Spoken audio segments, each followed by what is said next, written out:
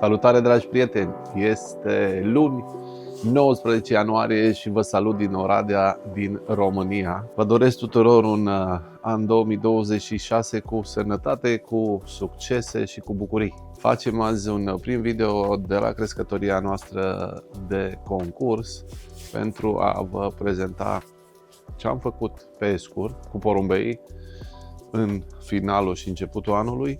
Finalul anului 2025 și începutul anului 2026 și câteva din planurile de viitor. Trebuie să vă spun însă că este foarte frig la Oradea, avem și zăpadă și o parte de o iarnă cum n-a fost de mult.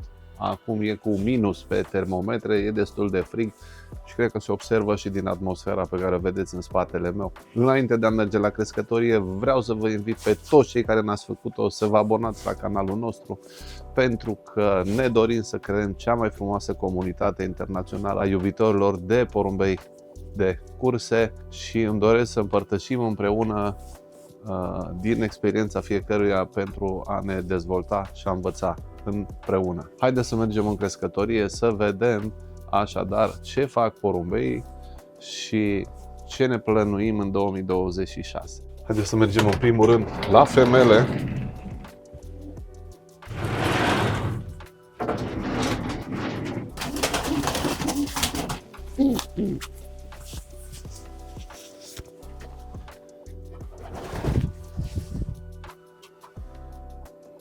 Așadar, suntem în crescătoria femelelor de concurs.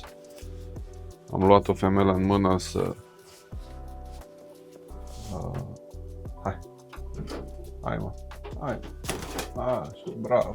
Am luat o femelă în mână să verificăm starea porumbeilor. Porumbei au avut parte de curând, săptămâna cealaltă, deci în urmă cu fix o săptămână au încheiat 5 zile de post negru, 5 zile în care n-am intrat deloc în crescătorie, nici eu și nici neasătac. Facem în fiecare iarnă acest post și de regulă încercăm să căutăm o perioadă în care temperaturile sunt cu minus.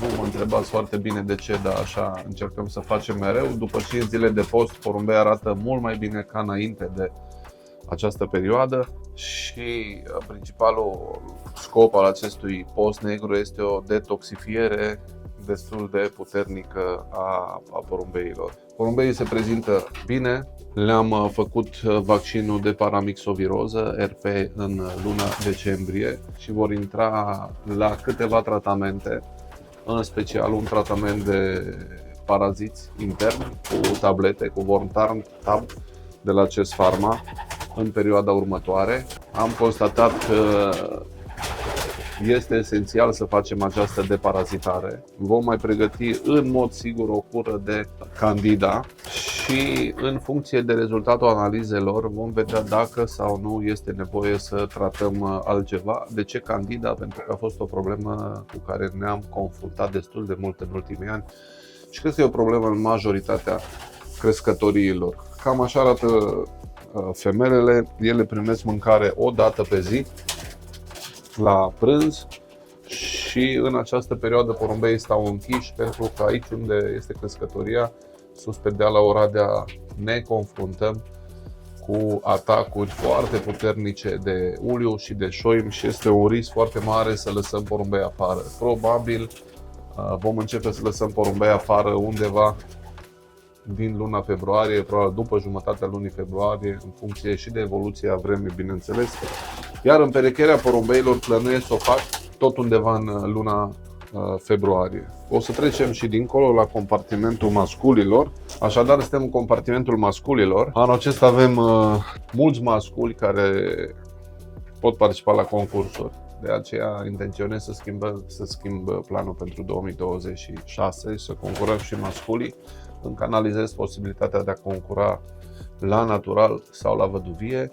N-am luat o decizie neapărat în sensul acesta, dar aceasta este situația de moment. Aici sunt băieții pe boxe și în această perioadă porumbeii mănâncă o hrană foarte ușoară. Este o combinație de detox de la Matador cu super diet de la Varo Bais, care este făcută special pentru noi după rețetele familiei Chip. Porumbei, așa cum v-am spus, primesc mâncare o dată pe zi și sunt într-o perioadă, ca să zic așa, de mâncare foarte ușoară, lucru care se vede și pe ei, pentru că înainte de postul negru erau destul de plinuți. În schimb, 5 zile de post negru urmată deja de o săptămână cu acest amestec face ca porumbeii să piardă grăsimea în plus și să fie deja destul de fit. Asta este metoda prin care pregătim porumbeii pentru momentul în care îi vom lăsa afară. Bineînțeles că acest tip de mâncare va mai fi dat porumbeilor aproximativ 2 săptămâni, după care vom trece pe super diet și după care ne vom apropia de momentul împerecherii, vor trece pe hrană tip reproducție. Ca și planuri pentru 2026 ne propunem să atacăm categoria maraton și cu câteva păsări categoria extrem. Avem câțiva masculi de anul trecut care au fost bulați până la 500 de km, după care i-am oprit. Așa cum știți, dacă urmăriți filmele noastre, anul trecut am încercat un program prin care nu lăsam porumbei afară și îi antrenam doar cu mașina de 2 ori și duceam la concurs. În schimb, n-am fost foarte mulțumit de acest sistem.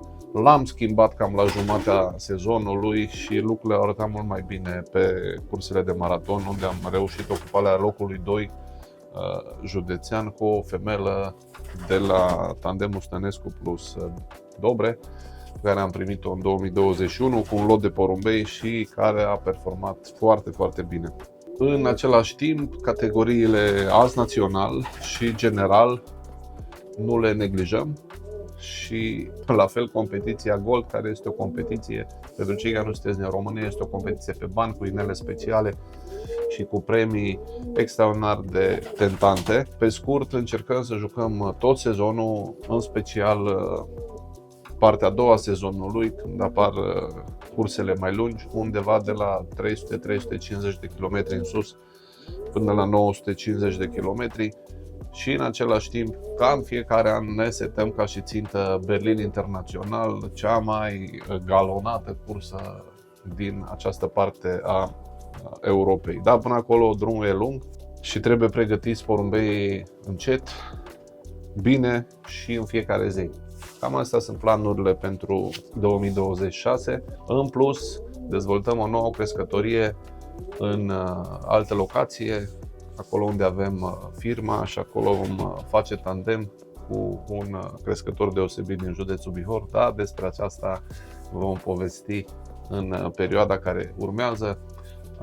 Acolo vrem să facem o crescătorie mult mai mare, să concurăm un număr mult mai mare de porumbei, cu focus în special pe cursele de maraton și de extrem, în special de extrem, dacă pot să zic așa. Cam astea sunt noutățile din crescătoria noastră. Aș vrea să vă întreb ce părere aveți de ce am făcut noi până acum, dacă faceți la fel și ce experiențe ați avut.